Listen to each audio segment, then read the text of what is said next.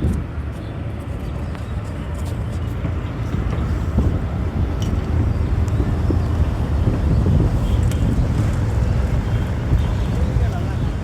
আলাইকুম, আমি নাজির রহমান শুভ।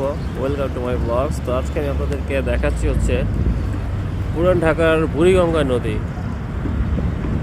ঢাকার একমাত্র যে বুড়িগঙ্গা নদী, এই একমাত্র নদী দিয়ে ঢাকার মধ্যে যাতায়াত ব্যবস্থা ছিল, ব্যবসা বাণিজ্য সব এই নদী দিয়েই হতো। আমি সেটাই দেখাচ্ছি আজকে আপনাদেরকে। নদীর যে অবস্থা, একদম পানি কালো হয়ে গেছে, খুবই বাজে একটা স্মেল আসতেছে পানি থেকে। আসলে ঢাকার যত ময়লা আছে সবই নদীতে পড়ে, তো এই জন্যই নদীর এই অবস্থা।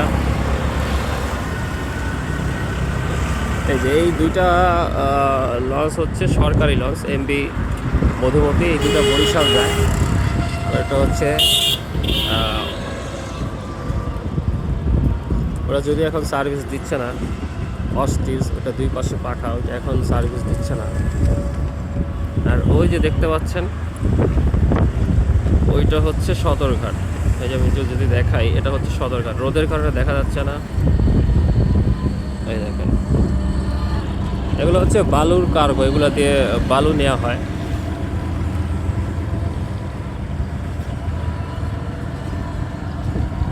তবে এখন আমি যেখানে দাঁড়ানো আছি, এটা হচ্ছে আপনার বাবুবাজার ব্রিজ। এই পাশটা হচ্ছে জিঞ্জিরা, কেরানীগঞ্জ পড়ছে এই পাশটা।